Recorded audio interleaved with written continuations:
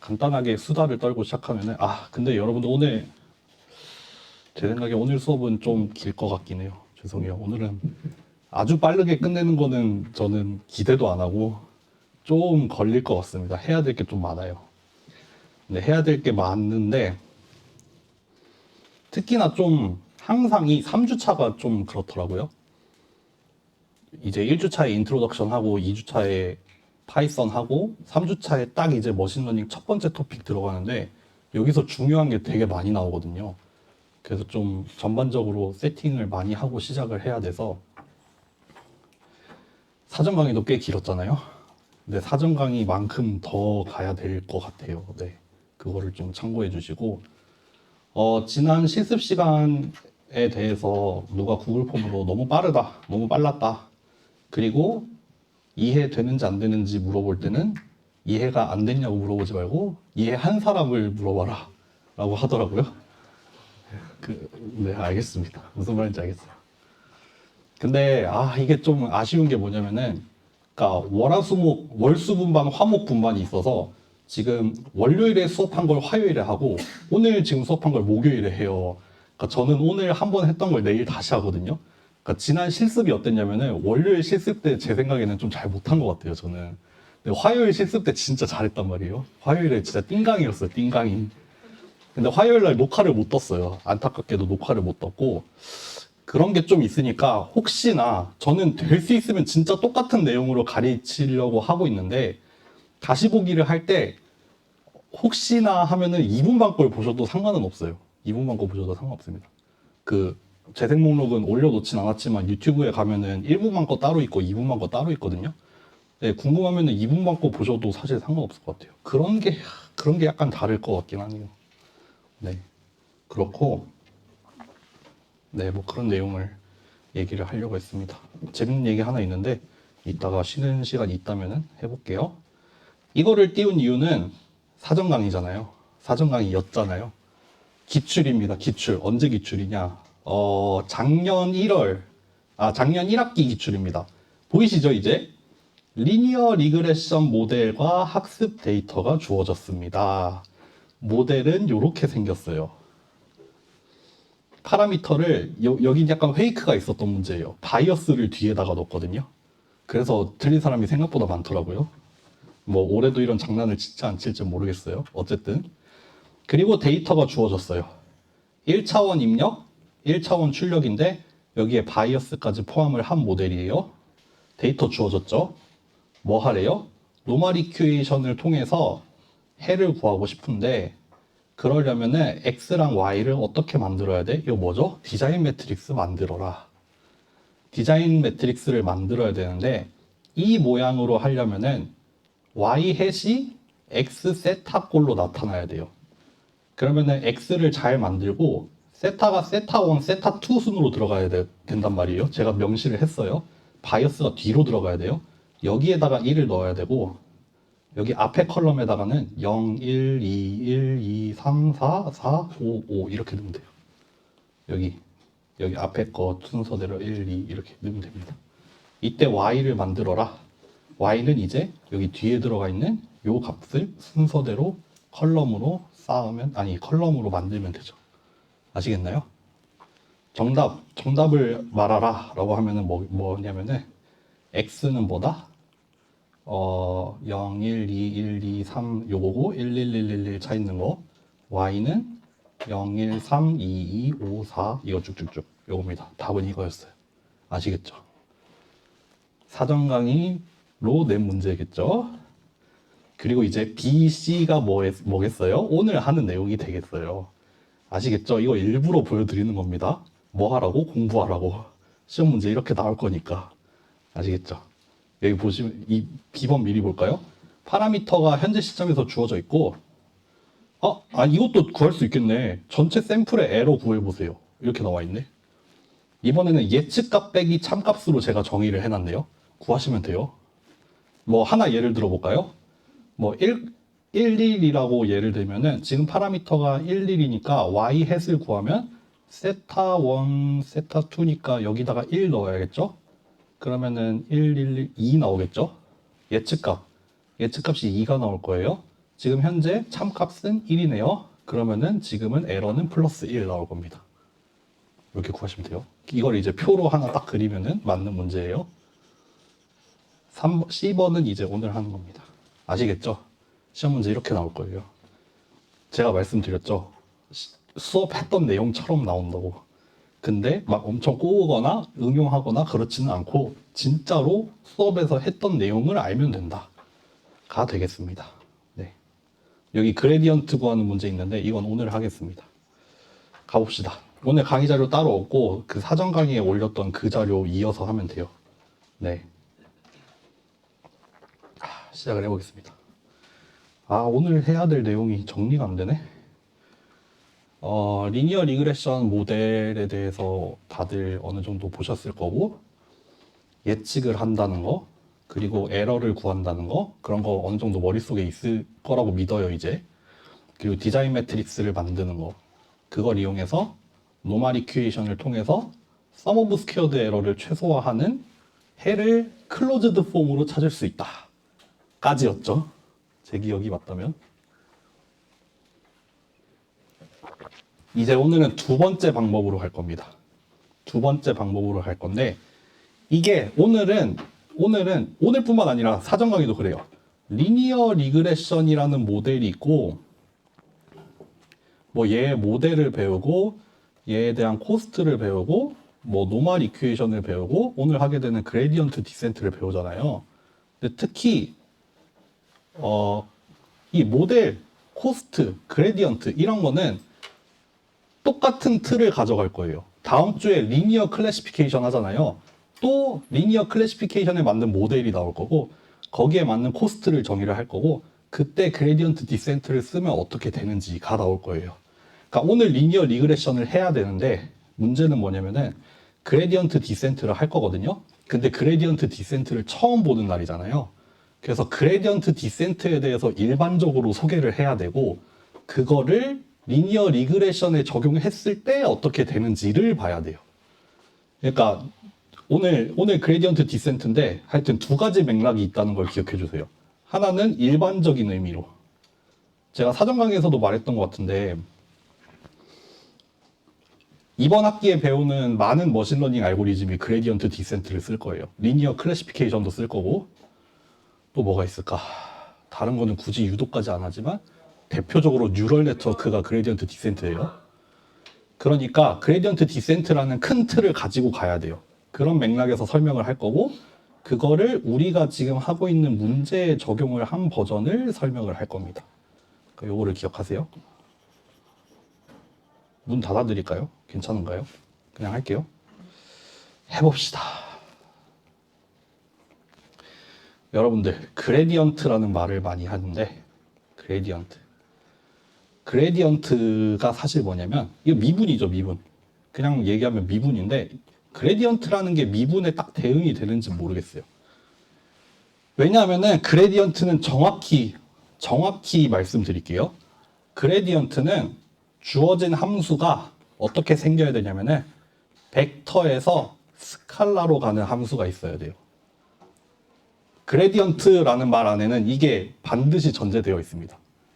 이렇게 벡터에서 스칼라로 가는 함수가 있을 때 그거를 미분을 한 걸 그레디언트라고 불러요. 우리 이미 미분이란 말이 있잖아요. 뭐 데리버티브라고도 하고 디퍼런시에이션이라고도 하는데 그 말을 쓰는 게 아니라 그레디언트라는 말을 쓰고 이런 특별한 기호를 쓰는 이유는 얘가 좀 다르기 때문이에요.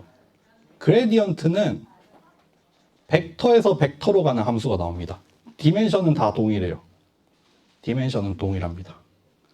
네. 요거를 잘 기억하셔야 돼요. 우리 뭐 그레디언트 디센트 여러분들 뭐 그냥 뭐 입문서 같은 거 보면은 이렇게 뭐 그려놓고 여기 기울기가 있으니까 뭐 어디로 가면 돼요 이렇게 배우잖아요. 그것보다 좀 더 나갈 거예요. 그레디언트라는 게 뭐냐면은 하나 예를 들어볼게요. 벡터에서 스칼라로 가는 함수를 하나 예를 들어보겠습니다. 2차원 입력을 갖고 얘에 자기 자신에 대한 이너 프로덕트로 정의된 함수. 이거 벡터에서 스칼라로 가는 함수 맞죠?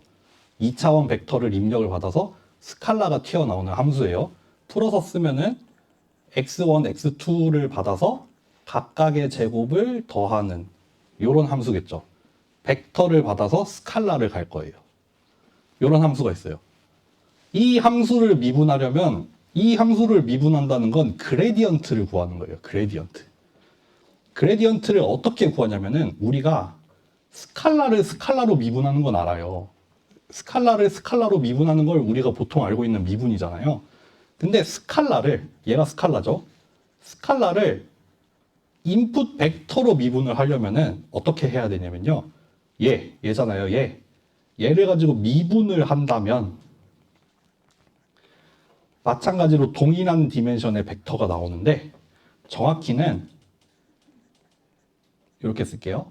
첫 번째 입력으로 미분한 거. 첫 번째 입력 값으로 미분한 거를 첫 번째 자리에다 넣어요. 마찬가지로 두 번째 입력으로 미분한 거를 두 번째 자리에다가 넣어요. 여기 요걸로 얘를 미분해서 그거를 여기에다 넣어요. 그래서 그 각각의 결과를 합쳐서 벡터 하나로 만들어요. 그거를 우리가 그레디언트라고 합니다. 그래서 그레디언트는 그레디언트 벡터가 됩니다. 왜냐하면 그레디언트의 결과는 반드시 벡터여야 하고 그거의 디멘션도 당연히 동일해야 되죠. 왜 그러겠어요? 입력이 두 개 있었잖아요. 미분을 두 번 할 거예요. 그러니까 결과가 두 개가 나오고 그거를 다시 벡터로 만드니까 디멘션이 동일한 벡터가 다시 나옵니다. 네, 요거 이해되시나요? 이게 그레디언트예요. 요게 그레디언트입니다.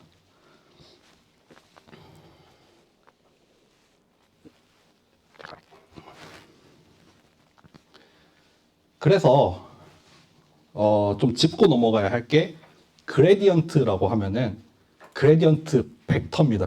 벡터예요. 그레디언트는 벡터다. 요거 잠깐만 또 다시 가볼까? 여기 이거 이제 보이시죠? 또 얘기해 볼까 이거? 함수가 이렇게 주어졌어요. 뭐예요? 3차원에서 스칼라로 가는 함수가 주어졌어요. 함수의 그레디언트를 구하세요. 구할 수 있겠죠? 이거 x1으로 미분하면은 요거고 x2로 미분하면은 요거고 x3로 미분하면은 이렇게 나오네요. 이 함수의 그레디언트 함수는 이렇게 생겨요. 벡터에서 벡터로 가는 함수. 3차원 벡터에서 3차원 벡터가 나오는 그레디언트 함수입니다. 아시겠죠? 이렇게 구해야 돼요. 그레디언트는. 아주 간략하게 설명한 그레디언트입니다. 그런데 이 그레디언트가 정말 그레디언트 디센트라는 이름으로 등장을 하는 이유가 뭐냐면요. 보세요. 이 예를 한번 들어보겠습니다. 올해도 등장하는 빗살무늬 토기. 자, 2차원 입력이었어요. 그리고 스칼라 함수였어요. 그러니까 R2에서 R로 가는 함수예요. 그러면은 이렇게 그려볼게요. x1, x2라는 R2 공간을 여기에 그리고, 그러니까 얘를 이렇게 그리고 그 결과로 나오는 함수를 수직으로 세울게요. 이렇게 그림 그릴 수 있겠죠. 이 함수는 그러면은 어떤 공면으로 나와요. 어떤 공면으로 나옵니다. 이 x1, x2 이 공간을 막 이렇게 잘게 쪼개서 예를 들면 잘게 쪼개놓고 1,1일 때 계산해 보면 2 나오잖아요. 그러면은 수직으로 2만큼 올라가서 점 하나 찍고 뭐 2,1일 때 뭐 얼마냐 5 찍고 뭐 3,1일 때 10 찍고 이렇게 x1, x2로 쭉 펼쳐진 R2 공간 평면에서 얘를 막 잘게 잘라서 가능한 모든 입력, 2차원의 가능한 모든 입력 그 각각의 점들에서 바둑판을 막 잘라가지고 각각의 점들에서 이 함수 값을 다 계산을 한 다음에 그거를 딱 하나의 공면으로 그리면 얘는 무슨 그림이 나오냐면요. 빗살무늬 토기가 나옵니다. 어떤 모양이냐면은 뭐 요렇게 생긴 모양이 돼요. 3차원입니다. 3차원으로 보이죠? 저는 3차원으로 보여요. 이렇게 어떻게 보면은 그 x제곱이라는 그 그래프가 있을 거 아니에요. 그거를 여기 수직축으로 한 바퀴 회전시킨 거. 그런 그래프가 나올 거예요. 왜 그래요? 어떻게 보면은 여기 어떤 점, 어떤 점 x라고 하면은 그때의 함수값 fx는 사실 뭐가 되냐면요. 디스턴스의 제곱이잖아요.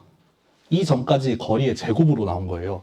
그러니까 거리가 증가하면 증가할수록 여기 원점으로부터의 거리가 증가하면 증가할수록 그거의 제곱으로 증가하는 함수입니다. 아, 이해되시나요? 좀 어렵나요? 그래서 얘가 지금 3차원으로 이렇게 빗살무늬 토기가 되어 있는데 얘를 등고선을 잘라보면 어떻게 나오냐면요. 이렇게 x1, x2 여기 밑에 있는 이 평면 있잖아요. 이 평면에다가 이 빨간색 그래프를 층층이 잘라서 그림을 그리면은 동심원으로 나올 거예요. 이렇게 같은 층에 있는 것들이 뭐냐면 동심원이 돼요. 왜 그래요? 원점으로부터의 거리가 같은 벡터들이 모여 있으니까 동심원으로 나올 거예요. 여러분들 이거를 설명하는 이유는 그레디언트라는 걸 설명하고 그레디언트 디센트가 뭔지 설명하려고 하는 거예요. 이거 리니어 리그레션이랑 아무 상관없어요, 아직. 동심원이 나옵니다. 그러니까 이렇게 동심원이 쌓여 있고 그게 이렇게 빗살무늬로 생긴 그거예요. 그겁니다. 그런데 예를 들어보죠. 여기 요 점이 예를 들어서 3,0이라고 해봐요. 요 점이 3,0이었어. 그러면 함수 값은 9겠죠. 9예요. 여기 3,0에서 여기가 그럼 3,0,9라는 3차원 좌표계에 찍혀 있는 거예요. 근데 이 3,0이라는 이 지점에서 우리는 그레디언트도 구할 수 있죠. 그레디언트도 구할 수 있습니다. 이거 좀만 옮겨봅시다. 얘의 그레디언트를 구해보면은 어떻게 생기냐면은 EX1, EX2 이렇게 생겨요. 그러니까 R2에서 R2로 가는 함수죠. 그렇죠. 그레디언트를 요 자리에서 그레디언트라는 것도 계산할 수 있어요. 요 점에서 함수 값을 계산을 할 수 있듯이 그레디언트도 새로운 함수여서 다만 그 결과가 벡터로 나오는. 그래서 요 점, 지금 현재 주어진 이 점에서 fx를 구하라 라고 하면 9인데 그레디언트 fx를 구하라 라고 하면 6,0이에요. 2배 해서 나온다며 6,0이 나와요. 이 자리에서 얻어진 그레디언트 벡터는 6,0입니다. 근데 그게 뭐냐면 이 그레디언트 벡터가 뭐냐면 이 그레디언트 벡터를 여기를 출발점으로 해서 그려볼게요. 이 그레디언트 벡터는 여기를 출발점으로 해서 그리면은 여기를 가리키고 있어요. 여기. 그쵸? 뭐 공교롭게도 방향은 같아. 공교롭게도 이 벡터랑 방향은 같고 크기가 2배가 된 벡터가 나왔어요. 이 함수 같은 경우에는. 근데 이 그레디언트 벡터, 얘가 지금 내가 서 있는 이 지점에서 이 그레디언트 벡터가 가리키고 있는 이 방향이 뭐냐면요. 여기가 지금 여기고, 지금 그레디언트 벡터는 정확히 여기를 가리키고 있어요. 얘가 지금 뭘 가리키고 있냐면은, 이 빨간색 곡면 있잖아요. 이 빨간색 곡면이 가장 가파르게 증가하고 있는 방향이에요. 그레디언트의 의미는 그거예요. 그레디언트의 물리적인 의미가 뭐냐면은, 가장 가파르게 증가하는 방향입니다. 이 그레디언트 벡터라는 게 갖는 의미는 지금 현재 위치 x에서 뭐가 가장 가파르게 증가하냐면은 f라는 함수가 가장 가파르게 증가하는 방향이에요. 생각해 보세요. 우리 여기 요 점에 서 있어. 지금 빗살무늬 토기 어떤 뭐 비탈면이 있어서 내가 지금 여기 서 있고 비탈면이 지금 내 뒤로 이렇게 떨어지고 있어요. 저기까지 끝까지 가.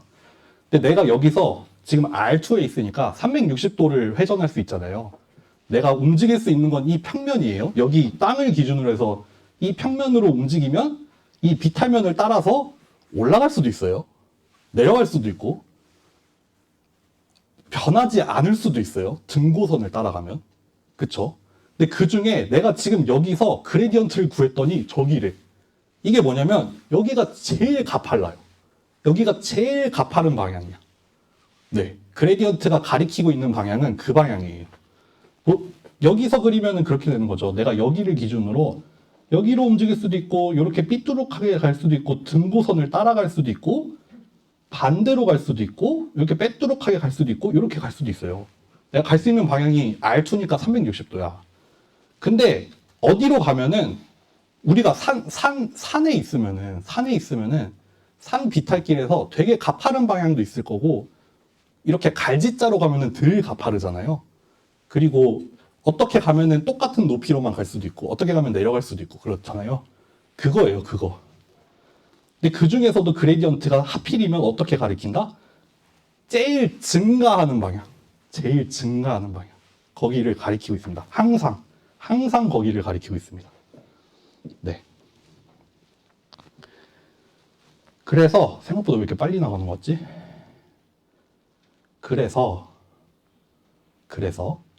그레디언트 디센트라고 하면은 그레디언트 디센트라는 말이 나와요. 지금까지는 그레디언트만 했어요. 그레디언트 디센트는 뭐냐면요. 이 함수가 최소가 되는 x를 찾는 여정입니다. 근데 클로즈드 폼으로 구하지 않아요. 클로즈드 폼으로 구하지 않고 그레디언트라는 걸 사용을 해서 근사적으로 어떻게 보면은 이터러티브하게 계산을 해 나갈 거예요. 그래서 그레디언트 디센트라고 합니다. 설명을 해볼게요. 그림을 너무너무 지저분하게 그리네. 죄송합니다. 그려볼게요. 아까 그 함수라고 쳐요. 이렇게 그려져 있죠. 아, 이거 맨날 동심원이어서 좀 재미가 없긴 해. 이렇게 동심원으로 있어요. 예를 들어 볼게요. 우리는 이렇게 주어진 함수가 최소가 되는 지점을 찾고 싶어요. 이미 알고 있죠. 좀 쉬운 함수니까 0,0이 최소라는 건 사실 알아. 근데 보통 안 그런 경우가 많아요. 그래서 그레디언트 디센트를 쓰겠죠. 대표적으로 뭐가 있겠어요? 코스트 펑션이 그래요. 코스트 펑션이 주어지면은 너무너무너무 복잡해서 그게 최소가 되는 점을 못 구해요. 그러니까 이렇게 그레디언트를 이용을 해서 간접적으로 구할 겁니다. 예를 들어보죠. 여기를 출발점으로 해보겠습니다. 여기 출발점을 x1이라고 해볼게요. 뭐 해볼까? 3,3에서 출발해볼까요? 3,3에서 출발해볼게요. 여기에요. 3,3. 그러면은 여기서의 그레디언트를 구할 수 있죠. x1이라는 지점에서의 그레디언트 6,6이죠. 아까 구했었죠. 2x1, 2x2로 나오니까. 여기 위에다 같이 써놓을까요?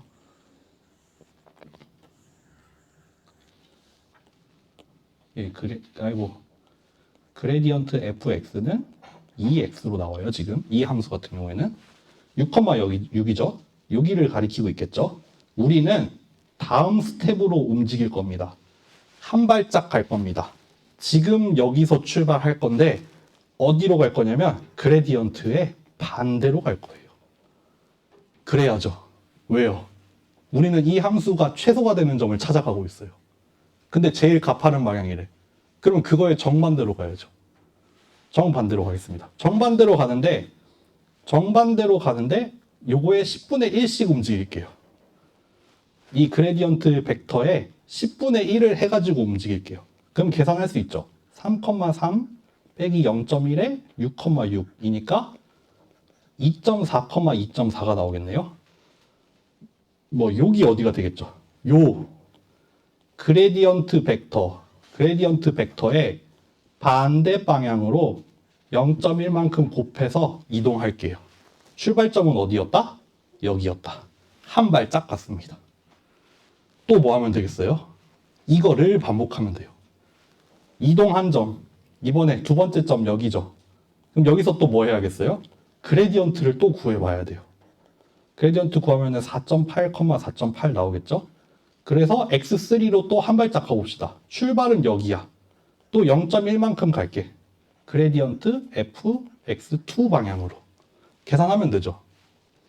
계산하면 뭐 0.48이니까 좀 덜 얻겠네요. 뭐 1.9 얼마 나오겠네요. 그렇죠? 그러면 또 어디로 가냐면은 여기로 조금 갈 거예요.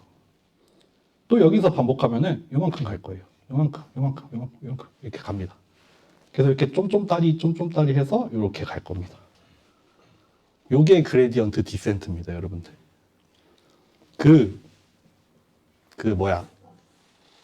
입문서 말고, 우리 그래도 전공하는 사람이잖아. 전공하는 사람은 그레디언트 디센트를 요 정도로는 이해를 해야죠. 그쵸? 이해되시나요? 너무 빨리 왔나? 괜찮아요? 제가 꾸러기 같은 문제로 이런 문제를 냈었어요. 꾸러기랜다. 그레디언트 디센트로 맥스를 찾을 수 있어요. 맥스도 찾을 수 있어요. 어떻게 가면 돼요? 요렇게 가면 돼요. 그레디언트로 가면 돼요. 그레디언트 방향으로 가면 맥시멈을 향해 갈 거예요. 근데 우리가 그레디언트 디센트, 경사 하강법이라고 하잖아요. 보통 사실 맥시멈 구하는 거나 미니멈 구하는 거나 사실 똑같잖아요. 마이너스 곱해가지고 하면 돼요. 그레디언트 디센트라고 하는 이유는 보통 이거를 미니멈으로 정의를 해서 하기 때문이죠. 근데 맥시멈도 구할 수 있어요. 그레디언트로 가면 돼요. 그래서 그레디언트 디센트 간단하게 써보라 라고 하면은 그냥 이겁니다. 어떻게 써볼까? n이라고 써볼게요. n 플러스 1 씁시다. 현재 위치에서 그레디언트를 구한 다음에 그레디언트의 반대 방향으로 움직이자. 근데 그냥 가지 말고 좀 그 정도를 조절을 해가면서 가자 라고 합니다. 그 그레디언트 디센트 끝났어요. 간단하죠. 그래서 이거를 잘 수렴할 때까지 계속 계산을 하면 됩니다. 네. 그래서 여기서 얘기를 하고 있죠. 근사적인 방법이에요. 근사해서 구해요. 출발점을 하나 랜덤으로 팍 찍어 놓고 거기서부터 이 기울어진 정도를 따라서 쭈르르륵 내려갈 거예요. 그러니까 근사적인 방법이에요. 네. 그리고 이터러티브하게 구해요. 이터러티브하게 구하는 게 뭐냐면은 얘를 이용을 해서 얘를 구하잖아요. 그걸 다시 여기에 넣죠. 그러니까 x1 가지고 x2 구하고 x2 가지고 다시 3 구하고 4 구하고 그렇게 같은 꼴을 계속 반복을 하는데 내가 결과가 됐다가 내가 다시 입력이 돼. 또 그 결과가 다시 또 입력에 넣어. 이렇게 뱅글뱅글 돌아가면서 계산을 하고 있잖아요. 그런 알고리즘을 이터러티브 하다 그래요. 뭐 약간 리커시브 이런 느낌 비슷하게 나죠. 이터러티브 알고리즘입니다.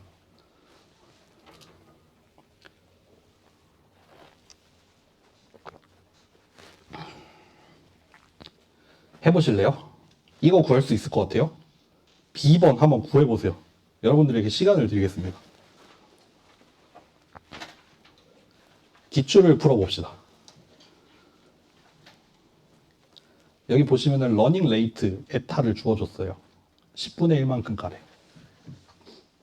한 번 가면 됩니다. 한 번. 여기에서 한 번 움직여라. 한번 구해보실래요? 이것도 하이라이트를 해야겠네. 최소가 되는 위치.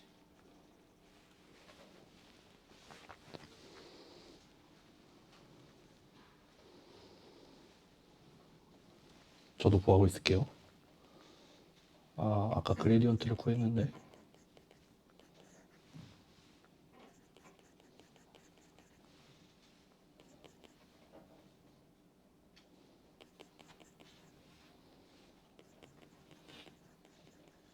맞나? x1, x1, x2, x1.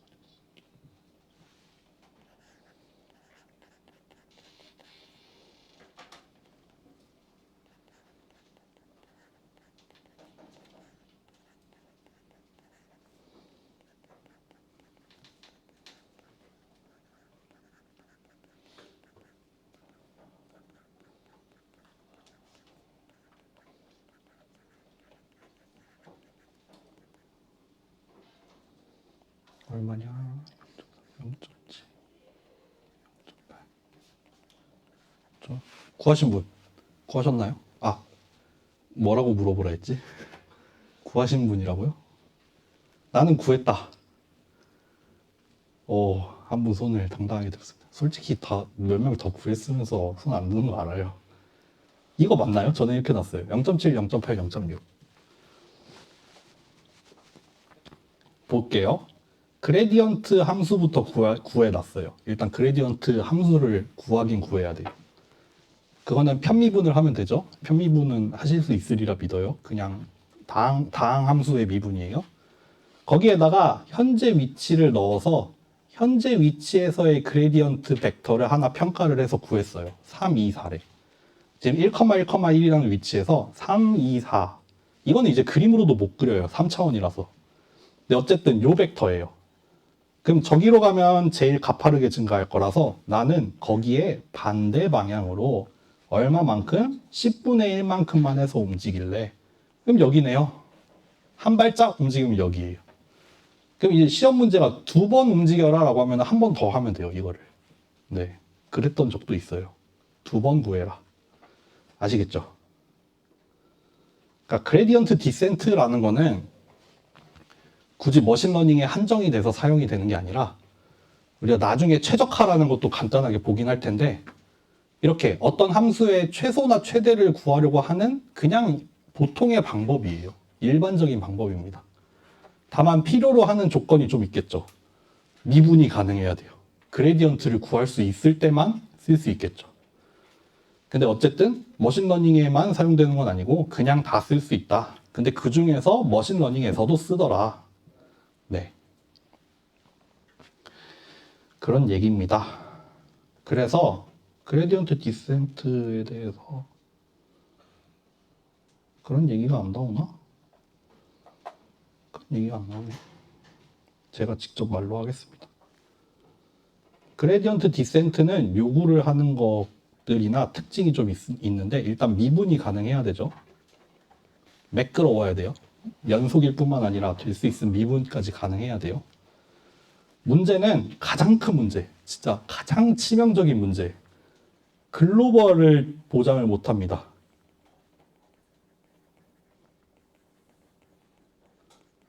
모든 일의 원흉이에요.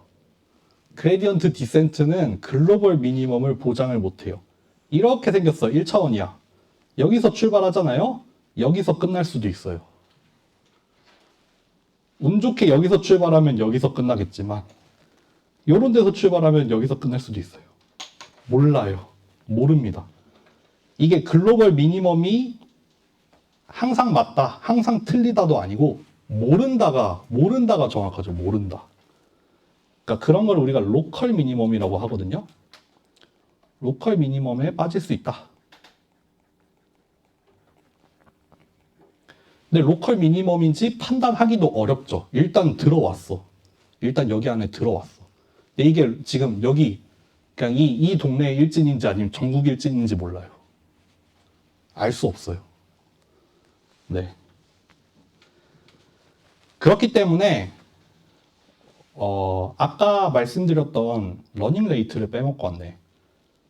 러닝 레이트라고 해서 요거를 우리가 러닝 레이트라고 불러요. 한국말로는 뭐라 하나? 학습률이라고 하는 것 같던데. 러닝 레이트가 달려 있습니다. 그레디언트를 그대로 스케일링 안 하고 넣으면은 조금 문제가 될 때가 있어서 여기 앞에다가 스케일을 하나 해줘요. 러닝 레이트라는 걸 곱해요. 러닝 레이트에 따라서 어떤 일이 일어나겠어요? 아까 그 함수 다시 그려볼게요. 여기서 출발했어. 러닝 레이트가 너무 커. 여기로 갔다, 여기로 갔다, 여기로 갔다, 여기로 갔다. 이럴 수 있어요. 그레디언트가 가리키는 거에 스케일이 너무 커서 막 쿡쿡쿡쿡 왔다 갔다 할 수도 있어요. 뭐 어떻게 보면은 여기에서 시작했다가 뭐 막 이런 데로 떨어질 수도 있어. 뭐 여기서 구한 그레디언트 이걸 그냥 1차원으로 그러니까 좀 그렇다. 어쨌든 되게 변동하는 폭이 되게 크겠죠. 근데 러닝 레이트가 되게 작아. 너무 작아. 어떻게 되겠어요? 이렇게 오겠죠. 이렇게. 너무 답답하게 올 거예요. 네, 그런 일이 일어납니다. 그래서 러닝 레이트를 적당히 뭐 크게, 작게, 적당한 크기로 잡을 필요도 있습니다. 네. 그런 얘기들이 중요하게 아마 뒤에서 다시 나올 거예요. 아, 지우지 말아야지. 가보자. 이 정도면 다 얘기한 걸까? 그레디언트 디센트?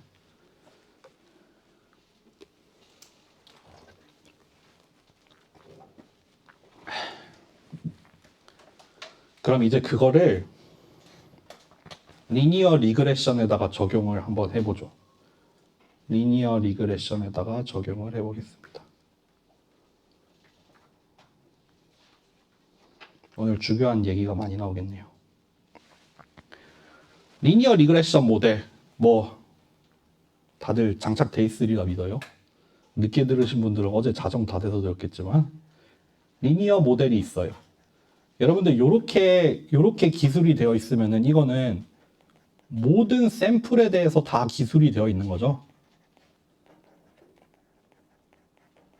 그죠? 디자인 매트릭스 행렬 X 안에 우리에게 주어진 모든 데이터 인풋 그리고 여기 Y 안에는 이제 모든 인풋에 대한 모든 예측값이 다 들어있는 거죠. 로우 바이 로우로. 그래서 디자인 매트릭스 만든 거잖아요. 그래서 sum of squared error를 이렇게 표현을 하는 거 했나요? 이거 사전 강의 나와요? 나와요? 나와요? 네. 이렇게 표현할 수 있잖아요. 벡터의 랭스, 매그니튜드의 제곱으로 표현을 하면은 이거 그냥 자연스럽게 뭐가 된다? 그 뭐 n번째 그 뭐야 실제 값이랑 뭐 n번째 예측 값이랑 요거 다 제곱해서 더하는 꼴이 나온다 그런 얘기 했잖아요. 그쵸?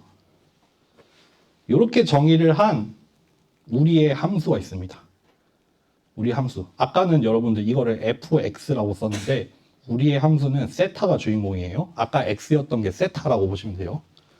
그 우리의 주인공, 그레디언트 디센트를 적용받을 주인공 얘는 j는 아래 n승에서 스칼라로 가는 함수죠. 그쵸? 인풋 디멘션, 세타라는 거의 디멘션, 벡터가 있잖아요. 벡터 세타의 디멘션에서 스칼라로 가는 함수예요. 그레디언트 구할 수 있어요. 그레디언트 구할 수 있습니다. 그래서 그레디언트 디센트도 적용할 수 있습니다. 보통 호스트를 스칼라로 정의를 많이 하죠. 그게 직관적이잖아요. 스칼라가. 그리고 실제로 그레디언트 구하면은 이렇게 구해집니다. 그냥 아주 간단하게만 설명해 볼게요. 이런 함수가 있어요. 이거 어떻게 보면은 스칼라로 쓰면 x제곱처럼 생겼잖아요. 얘 그레디언트를 구하면은 2x가 됩니다. 얘를 미분하면 이게 되듯이. 비슷하죠. 저기 나와 있는 거 한번 해볼게요. y 빼기 x 세타로 정의가 됐네. 지금 j 세타가 어떻게 돼 있냐면은 y 빼기 x 세타라고 정의를 해놨는데 이거 그러면 이너 프로덕트로 풀어서 쓸 수 있잖아요. 아니 이렇게 풀어서 쓸 수 있잖아요. 이게 지금 벡터 행렬 벡터 이렇게 꼬여 있어요. 다 풀어서 써볼게요. 전개를 다 하면은 y 트랜스포즈 y 뭐 세타 트랜스포즈 x 트랜스포즈 y 2가 붙겠죠. 그 다음에 뭐 되냐? 세타 x 세타 이렇게 생겨요. 예, 듣고 흘리세요. 전개하면 이렇게 돼요. 얘도 스칼라, 얘도 스칼라, 얘도 스칼라예요. 얘를 세타에 대해서 미분을 하자 이거잖아요. 얘를 세타에 대해서 미분을 하면은 비슷합니다. 얘 빵이에요. 얘 마이너스 2x 트랜스포즈 y 얘 플러스 2 세타 트랜스포즈 뭐 x. 아이고 디멘션을 잘 맞추자. 디멘션을 잘 맞춰봅시다. 뭐 어떻게 디멘션 잘 맞추면은 제 생각에는 이렇게 정리될 것 같아요. y가 여기 오는 게 맞나? 잠시만요. 결과 한 번만 봅시다. 내가 뭘 잘못한 것 같은데? 아, 세타로 미분한다 했지? 내가 뭐 하고 있는 거야? 세타로 미분하면은 2x 트랜스포즈 x 세타 이렇게 나오겠죠. 그러니까 요거 정리하면은 x 트랜스포즈 밖에 빼고 2까지 밖에 뺍시다. x 세타 빼기 y 이렇게 나오겠죠. 그러니까 사실 다항식 미분하는 거랑 비슷해요. 아, 나 이거를 화면을 이 모드로 하고 있었구나. 죄송합니다. 네, 다항식 미분이랑 비슷해요. 얘를 세타로 미분하면 아무것도 없고 얘를 세타로 미분하면 얘만 따라 나오는 거고 얘는 2세타 제곱처럼 생겼잖아요. x제곱. 그러니까 그냥 아니야 2는 안 붙구나. 세타 제곱 x제곱이잖아요. 그러니까 이게 2 내려오고 이렇게 됩니다. 그래서 정리하면 이렇게 돼요. 뭐 굳이 그것까지는 다 할 필요 없고 이렇게 나옵니다. 결국 결론은 이거예요. 요겁니다. 요 식을 잘 기억하세요. 다음 실습 시간에 씁니다. 다음 실습 시간에 넘파이로 쓸 겁니다.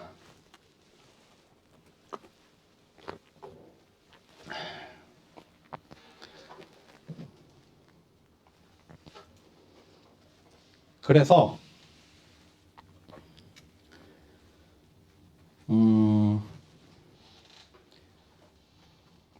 배치 그레디언트 디센트를 지금 할까요?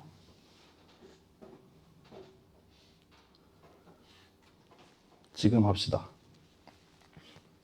배치 그레디언트 디센트, 방금 그레디언트를 구했더니 이렇게 나왔는데 그거를 그냥 이제 다 전개를 하면은, 잠깐만, 이 페이지 말고 다른 페이지 가서 설명할게요.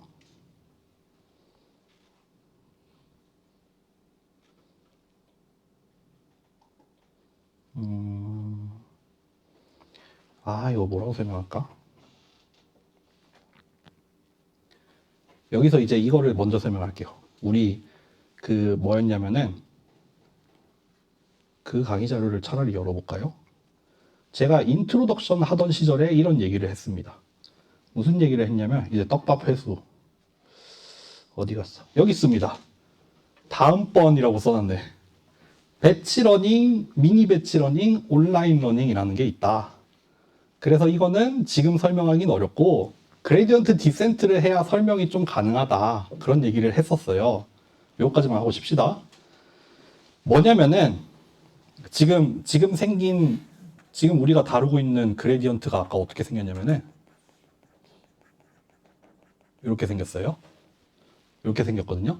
여기 안에는 모든 샘플이 지금 다 들어가 있는 상태예요. 모든 학습 데이터 다 들어갔어요. 그러니까 이렇게 기술이 되어 있는 그레디언트 구하려면은 모든 샘플을 다 써야 돼요. 모든 샘플을 다 써서 요거 다 계산한 다음에 한 발짝 파라미터 업데이트 하겠죠. 지금 같은 경우에는 그거를 우리가 뭐라고 부르냐면은 배치 러닝이라고 부릅니다. 배치 러닝. 배치라는 게 뭐가 약간 묶음 이런 거잖아요. 배치 러닝이라고 하면 뭐냐면은 지금 우리가 가지고 있는 모든 데이터를 다 써요. 전부 다 써요.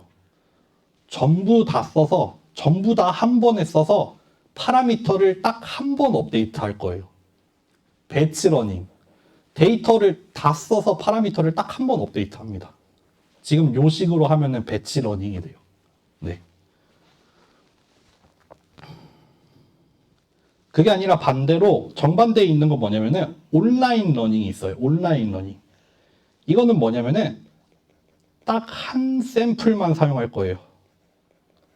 딱 한 개의 샘플만 사용할 겁니다. 여기 X라는 디자인 매트릭스 안에 그 샘플들이 로우 바이 로우로 차곡차곡 들어가 있잖아요. 그거 다 빼고 딱 하나만, 딱 한 줄만 뽑아서 여기 들어가는 거를 모든 샘플 다 쌓지 말고 딱 하나만 넣어요. 그러면은 딱 그 하나의 샘플에 대해서만 그레디언트를 구할 수 있거든요. 그럴 때 우리가 온라인 러닝 내지는 스토캐스틱 러닝이라고 불러요. 저는 스토캐스틱을 좀 더 많이 씁니다. 그래서 스토캐스틱 러닝에서는 어떻게 하냐면은 전체 샘플 중에 하나 랜덤으로 뽑아요. 그래서 그거 가지고 그레디언트 구해서 그레디언트 디센트 한 스텝 돌려요. 그 다음에 다른 샘플 또 랜덤으로 하나 뽑아요. 그레디언트 구해서 업데이트 해요. 또 다른 샘플 구해서 업데이트하고, 이렇게 데이터에 있는 샘플을 하나하나 써가면서 업데이트 할 때 우리가 온라인 러닝 내지는 스토캐스틱 러닝이라고 합니다. 네. 그러면은 눈치채셨겠지만 미니 배치 러닝이라고 하면은 중간이겠죠. 전체 샘플이 막 여러 개가 들어있으면은 얘를 딱 자릅니다. 만약에 배치를 전체 배치가 있으면은 그거를 우리가 3개의 미니 배치로 쪼갠다면은 요거 가지고 배치 러닝 돌리고 요걸로 또 배치 러닝 돌리고 요걸로 배치 러닝 돌리고 이런 식으로 하는 걸 미니 배치 러닝이라고 해요. 장단점이 있습니다. 배치는 배치대로 장단점이 있고 온라인은 온라인대로 장단점이 있기 때문에 미니 배치 러닝을 사실 많이 쓰죠. 그래서 여러분들 혹시 써보셨겠지만 뭐 딥러닝 써본 분들 하이퍼 파라미터로 맨날 그거 들어가잖아요. 배치 사이즈. 배치 사이즈가 뭘 의미하겠어요? 요 하나의 배치를 샘플 몇 개 쓸 거냐 그거예요. 뭐 요새 뭐 배치 사이즈 이미지 인식 같은 경우에는 뭐 16개, 32개, 128개 막 이렇게 쪼개서 쓰잖아요. 그렇게 한 번에 몇 개 샘플 쓸 거냐, 그거를 우리가 배치 사이즈라고 합니다. 네. 뭐가 좋냐면은 온라인 러닝 같은 경우에는 뭐가 좋냐면은 어떤 샘플이 뽑히는지에 따라서 그레디언트가 획획획 달라져요. 그래서 막 중구난방하게 갑니다. 그래서 안정적으로 수렴하진 않아요.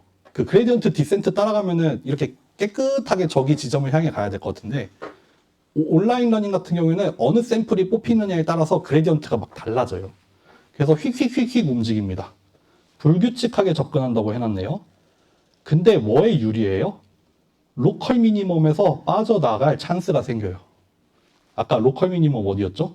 여기로 들어가는데 스무스하게 들어가면 우리는 못 나와요. 근데 얘가 막 여기 갔다 여기 갔다 여기 갔다 해. 그럼 운 좋으면 여기 넘어갈 수도 있어요. 가끔 그럴 수 있죠. 물론 보장은 못해. 근데 유리하긴 할 거야. 네. 반대로 배치 러닝은 어떻게 되냐면은 부드럽게 갑니다. 부드럽게. 네. 스무스하게 갑니다. 모든 샘플 가지고 어떻게 보면은 다 그거를 약간 뭐 평균 같은 느낌을 내잖아요. 그래서 그레디언트 한번 구하잖아요. 그러니까 이거는 부드럽게 접근합니다. 미니 배치는 그 중간이고요. 오늘 수업을 너무 왔다리 갔다리 한다. 그래서 보시면은 요런 그림이 나오는 이유가 그거예요. 이거 뭐예요? 파라미터 스페이스예요. 그러니까 여기가 지금 R2라는 파라미터 공간이에요.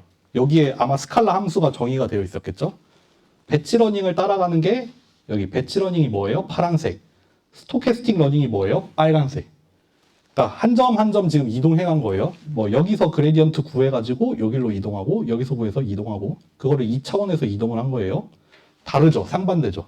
아마도 로컬 옵티멈이 여기 어디 존재하는 것 같은데 배치 러닝은 그냥 스무스하게 그냥 딱 떨어지고 끝나는데 스토캐스틱은 아주 막 난리를 치고 미니 배치 초록색 같은 경우에는 딱 중간이죠. 중간입니다. 네. 됐나요? 됐으면 우리 한 5분만 쉬었다 합시다. 네.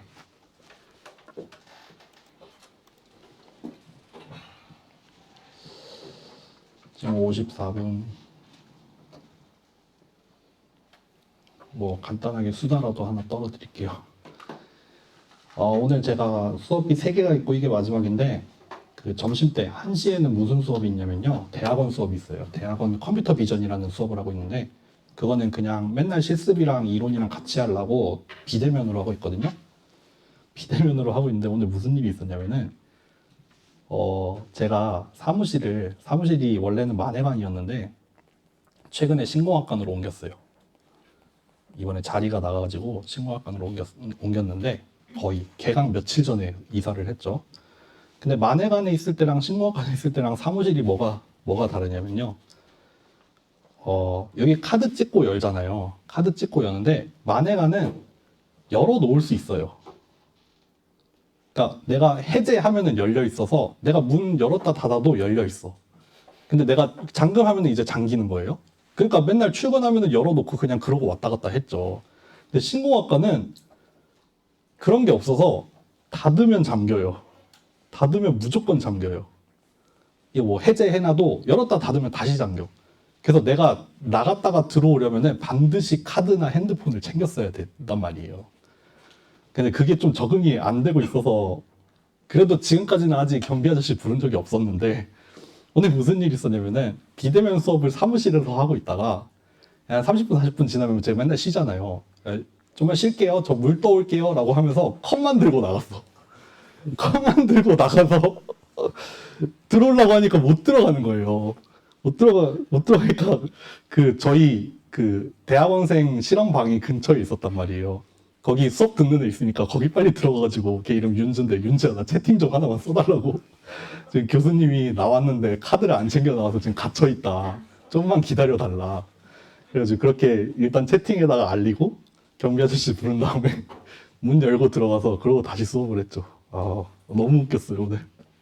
그 딱 문 앞에 섰을 때 그때 깨달았거든요. 진짜 완전 모르고 있다가 너무 웃겼어. 그랬습니다. 그런 일이 있었어요. 네, 어쨌든 그렇고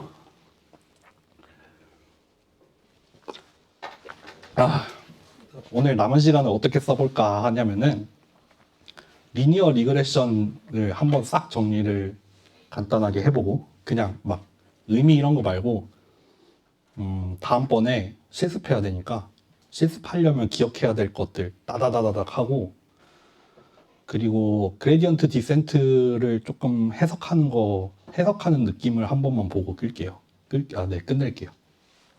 결국 리니어 리그레션이라고 하면은 우리에게 모델이 주어집니다. 모델이라고 하면은 우리가 인풋과 아웃풋을 어떻게 표현할까잖아요. 그걸 리니어하게 표현할 거예요. 주어진 입력이 여러 개가 있을 때 우리의 출력 스칼라를 리니어 컨비네이션으로 표현을 할 거예요. 그래서 뭐 이런 얘기도 했었잖아요. 뭐 일단 입력은 x인데 파라미터로 세타가 들어온다. 뭐 그런 표현도 썼죠. 그래서 우리가 샘플이 주어져요. 샘플이 뭐 벡터로 쓸게요. 뭐 첫 번째 샘플, 뭐 두 번째 샘플, 부터 해가지고 뭐 총 뭐 n개의 샘플이 있다고 합시다. 이렇게 들어오겠죠? 우리가 코스트라는 걸 정의를 하죠. 코스트라는 걸 정의를 해요. sum of squared error를 사용을 하는 경우에는 일단 쭉 전개를 하면은 이거 에러를 제가 예측해서 참값으로 정의를 했나요? 기억이 안 나네.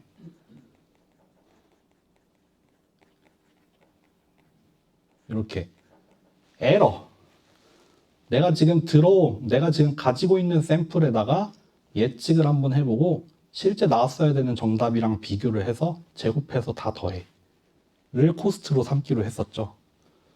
근데 이거를 디자인 매트릭스라는 걸 사용을 하면은 디자인 매트릭스라는 걸 이용을 해서 이렇게 x1 각각의 샘플을 이렇게 다 로우 바이 로우로 잘 쌓아서 매트릭스 하나 만들고 y라는 벡터도 이렇게 잘 만들어서 벡터로 하나 쌓으면은 간단하게 이 코스트가 뭐 이렇게 기술할까요? 이렇게 딱 표현되죠. 썸메이션 같은 거 할 필요 없이 이렇게 나오죠. 그쵸? 여기까지가 세팅이었죠. 노멀 이퀴에이션이라는 게 있다 했어요. 묻지도 따지지도 말고 이거는 뭐다? 클로즈드 폼 솔루션이다. 데이터 가지고 이거 구하면 끝. 이게 곧 뭐다? 아규먼트 미니마이즈 J 세타다. 다행히 리니어 리그레션은 클로즈드 폼으로 해를 구할 수 있어서 이렇게 구해도 됩니다. 근데 앞으로는 없습니다. 노멀 이퀴에이션, 클로즈드 폼은 오늘이 처음이자 마지막일 거예요. 그게 아니라 그레디언트 디센트를 사용을 할 수도 있다. 이거 배치랑 스토캐스틱으로 말씀드릴게요. 배치 그레디언트 디센트 어떻게 구하면 된다? 이렇게 왼쪽 화살표를 쓸게요. 계산을 해서 대입을 해라 이런 뜻이에요. 현재 위치에서 요만큼 갈 건데 아까 뭐였지? x 트랜스포즈 x 세타 빼기 y죠. 이렇게 나와요. 그레디언트가 요만큼이죠. 이거 정리를 이렇게 할까요? 차라리 마이너스 에타에 요게 그레디언트 J 세타잖아요. 배치 그레디언트 디센트일 때 디자인 매트릭스랑 y 벡터 사용해 가지고 요거 싹 다 구하면은 모든 샘플에 대해서 계산한 그레디언트 여기죠. 네. 이렇게 계산하면 끝이에요. 다음 시간에 파이썬으로 할 때 요거 구현할 거고 요거 구현할 겁니다. 넌파이 가지고. 마지막 스토캐스틱일 때는 어떻게 구하냐면요. 랜덤으로 샘플 하나 뽑잖아요. 걔를 T라고 할게요. T. 그러면은 이 세타 T.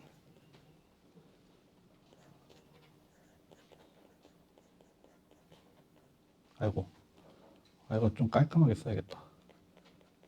이거는 스칼라죠. 그쵸, 제가 구분해드린다고 했어요, 분명히. 이렇게 생깁니다. 그레디언트의 형태는 비슷해요. 근데 다만 여러 개의 로우로 들어가 있는 게 아니라 딱 한 샘플 랜덤으로 뽑아서 걔를 스몰 t라고 썼거든요. 요거 계산하면 됩니다. 끝. 끝이에요. 리니어 리그레션 다 끝났어요. 다만 여기에 숨어있는 얘기가 많았을 뿐이죠. 되게 전반적인 세팅을 다 가져갔어야 됐잖아요. 모델이 어쩌고, 코스트가 어쩌고. 그래서 그거를 최적화한다는 거. 그거를 찾기 위한 방법으로 노멀 이퀘이션을 쓸 수도 있고, 그레디언트 디센트를 쓸 수도 있는데, 그레디언트 디센트는 또 샘플을 한 번에 다 쓸 수도 있고, 한 개씩 쓸 수도 있고, 미니 배치로도 쓸 수 있겠죠. 제가 참 자주 물어봤던 문제 중에 하나가 뭐냐면, 파이썬 코드를 주고 얘가 배치냐 스토캐스틱이냐 미니 배치냐 맞춰보세요 라는 문제를 기출에 몇 번 냈습니다. 네, 이렇게 하면 됩니다.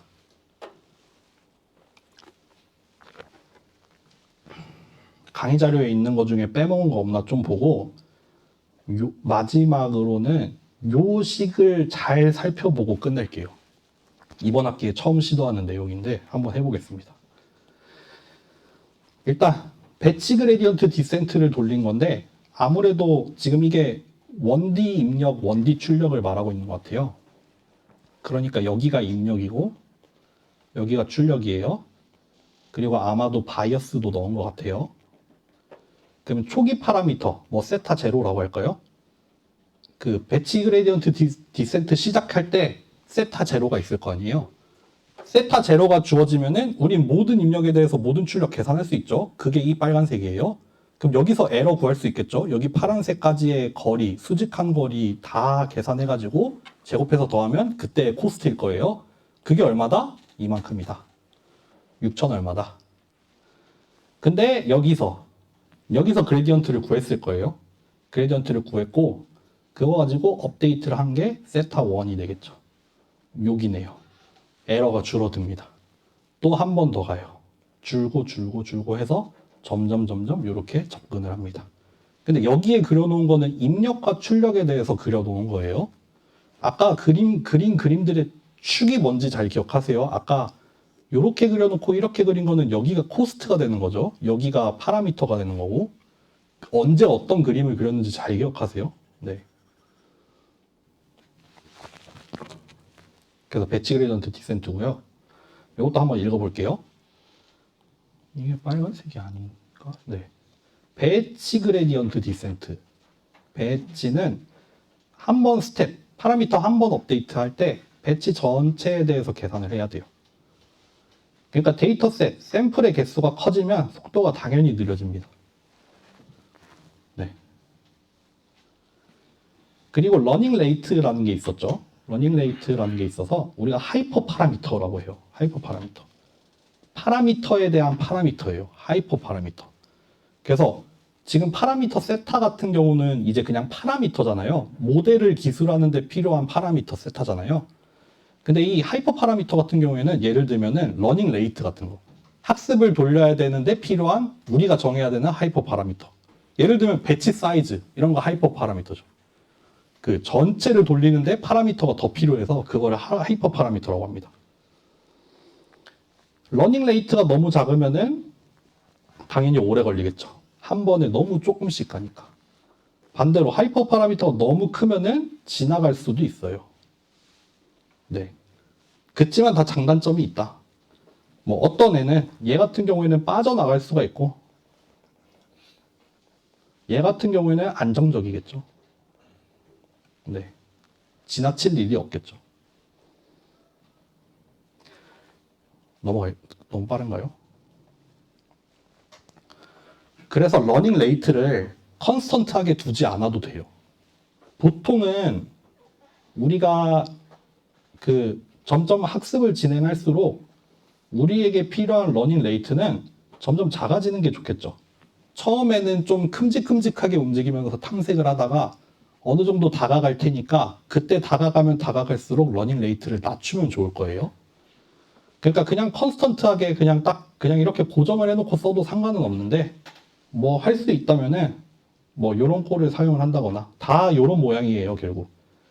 뭐 정해진 요거부터 할게요. 익스포넨셜하게 역시 마찬가지로 익스포넨셜하게 떨어지는 그런 형태가 될 거고, 여기 또 중요한 용어가 오늘 여기서 나오네요. 에폭이라는 단어가 나옵니다. 에폭. 에폭은 뭐냐면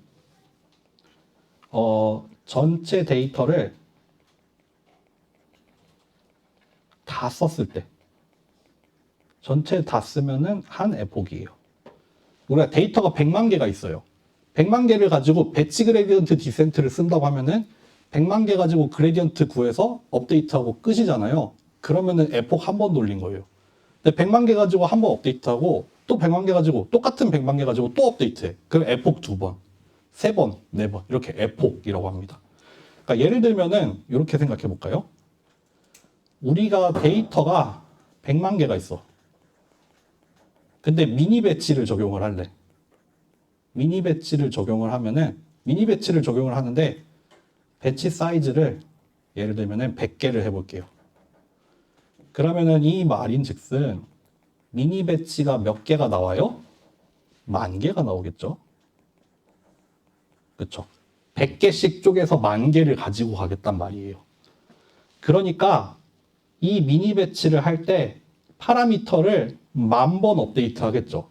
그러면 1에폭이에요. 이게 1에폭이 됩니다. 데이터 다 쓴 거니까. 그래서 에폭도 우리가 정할 수 있어요. 에폭을 한 번만 할 게 아니라 여러 번 돌려야 돼요. 뭐 딥러닝은 여러 번이 뭐야. 뭐 요새 저희 대학원생들 에폭 돌리는 거 보면 수십에서 수백 번의 에폭을 돌려야 돼요. 그러고도 수렴할까 말까 할 수도 있어요. 네. 그렇게 씁니다. 이게 요거 되게 시험 문제 내기 참 좋은데요. 샘플이 이렇게 정해져 있고 미니 배치가 어쩌고 했을 때 문제 내기 좋죠.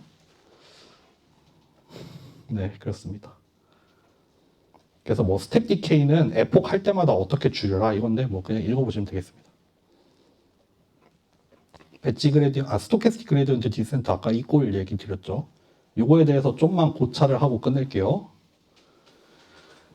일단 그 전에 있는 거 다 읽어보고요. 스토캐스틱 그레디언트 디센트는 무작위로 하나를 뽑을 거예요. 그래서 그레디언트를 계산을 할 겁니다. 만약에 데이터가 100만 개가 있으면은 파라미터 업데이트도 100만 번 일어나요. 한 에폭에서. 하나 계산해서 업데이트 시킬 거니까. 네. 그리고 대규모 데이터셋을 처리하는데 유리하다. 왜 그러냐면은 샘플이 너무 많은데 그거를 한 번에 다 계산하려고 하면은 좀 힘든데 하나씩 뽑아가지고 처리하면 되니까 그냥 오래 돌리면 되잖아요. 한 번에 크게 돌릴 필요는 없어요. 자원을 엄청 크게 쓸 필요는 없어요. 그냥 쪼갤 수 있으니까. 네. 대신에 좀 불규칙하다는 거 얘기했었고 로컬 옵티멈에서 빠져나올 가능성이 있어요.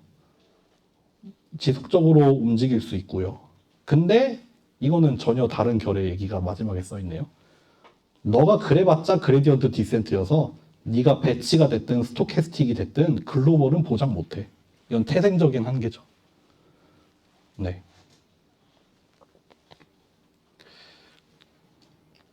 넘어갈게요. 끝났네요. 요거는 아까 본 거죠. 요거 아까 본 거고 마지막으로 딱 이 새로운 얘기에 한번 도전을 해보겠습니다.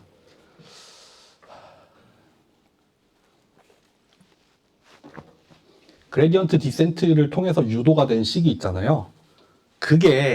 그거를 우리가 그냥 한번 있는 그대로 물리적으로 한번 이해를 해봅시다. 이해를 해볼게요.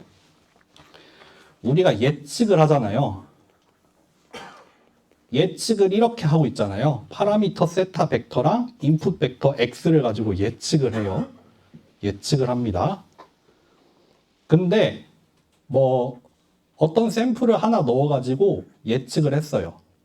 근데 y1이랑 비교를 하잖아요. 근데 요거를 했더니 한 0.5가 나왔어. 0.5가 나왔어요. 그러니까 실제 나왔어야 되는 정답보다 좀 크게 나온 거죠. 좀 크게 나왔어. 그러면은 우리는 뭘 해야 돼요? 얘를 잘 조정을 해서 이 전체 값이 좀 내려가도록 조정을 해야 되죠. 맞아요? 맞나요?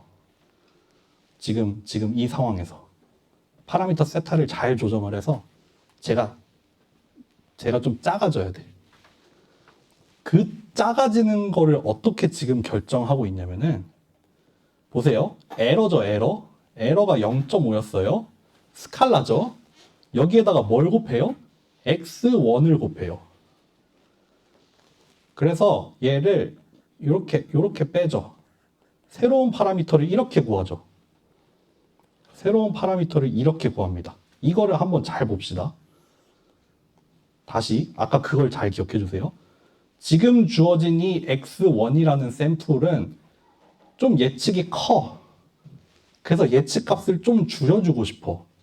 좀 줄여주고 싶어서 얼마만큼 세타, 원래 있던 세타에서 x1을 곱해요. 자기 자신을 곱해서 그만큼 조금 지금 같은 경우에는 빼줬죠. 다시 얘기해 볼게요. 차라리 이렇게 얘기를 해볼게. 이거부터 얘기해보자. 파라미터 세타 x가 있어요. 얘가 있다고 해봅시다. 예측값이 이렇게 나와요. 근데 얘를 조정을 할 건데, 이 예측값을 우리가 좀 키우고 싶어. 예측값을 좀 키우고 싶어요. 근데 우리가 가지고 있는 데이터를 이용을 해서 키우고 싶어. 그러면은 파라미터 세타에다가 x1을 살짝 더하면 되지 않아요? 왜 그래요? 자기 자신에 대한 이너 프로덕트는 항상 0보다 크거나 같잖아요.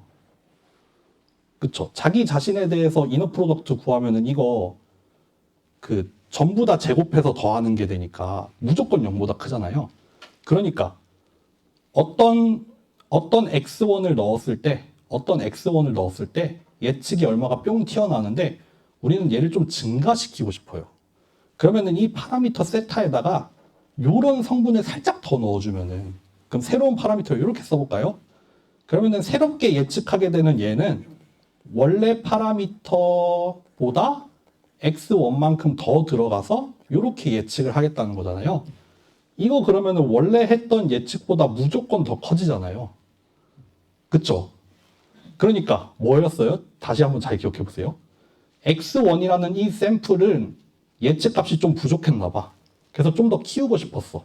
그때 우리가 할 수 있는 일이 뭐냐면은 내가 가지고 있는 그 샘플, 인풋을 가지고 살짝 더해.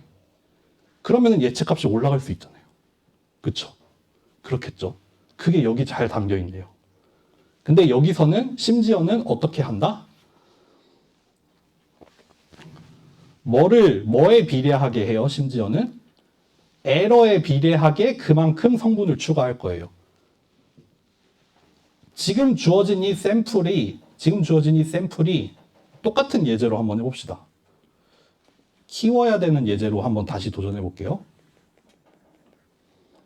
x1이라는 샘플이 있는데 얘를 지금 현재 상태에서 예측을 했더니 좀 작았어. 좀 작아서 얘가 음수가 나왔어요. 이게 좀 작다는 말이죠. 실제 나왔어야 되는 것보다 좀 작게 나왔어요. 그러면 우리는 뭘 해야 돼요? x1을 좀 투입을 시켜야 돼. 세타에다가 x1을 투입을 시켜야 돼요. 그 식을 보아하니, 우리의 그레디언트 디센트 꼴을 보아하니 x1을 투입시킬 건데 얼마만큼 투입할 거냐면은 에러만큼 곱해서 투입을 할 거예요. 에러가 크면 더 많이 넣을 거예요. 당연하죠. 더 많이 키워야 되잖아요. 에러가 마이너스 10이 나오면은 마이너스 10x1을 넣을 거예요. 에러가 0.5면은 0.5만큼 넣을 거예요. 그쵸? 에러가 큰 건 크게 넣어야죠. 그래야 더 키울 수 있잖아요. 여기 부호가 이렇게 들어가 있었어요. 그래서 새로운 파라미터를 이렇게 만든다고 했습니다. 그쵸? 만약에 마이너스 0.5인 상황이면은 얘를 올려야 되는 상황이에요.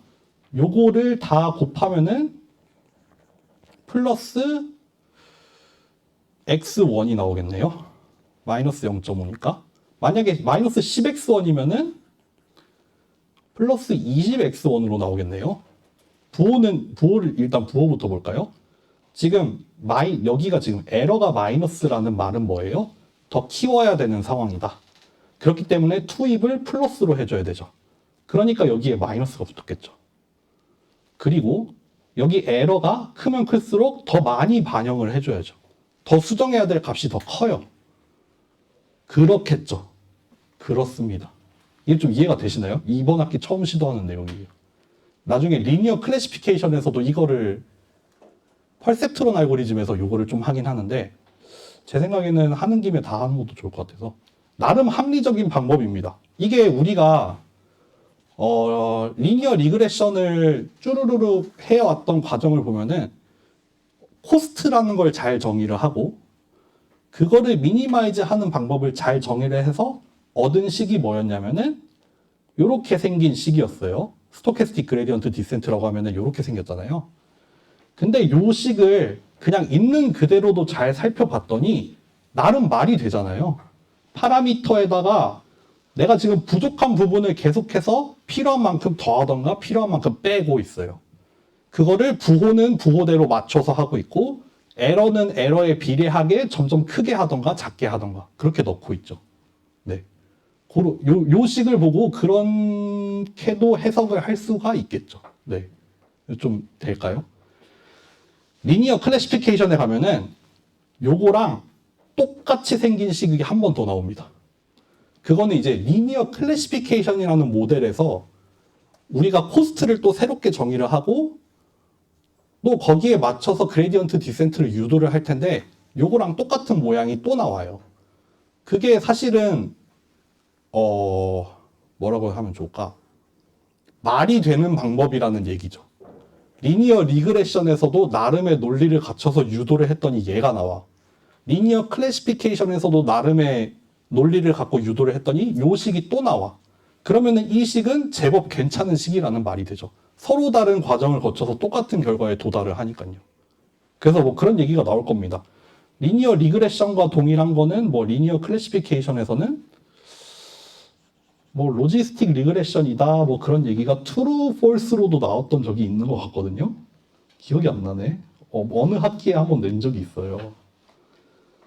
하여튼 이렇게 똑같은 식으로 유도가 된다는 거를 다음 주에 한번 다시 얘기를 할 겁니다. 네, 생각보다 빨리 끝났네요. 어쨌든 그렇게 하고요. 다음 주에도 사전 강의가 하나 있을 겁니다. 그거를 보시고요. 다음 주 월요일에 실습을 하겠습니다. 네, 수고하셨습니다.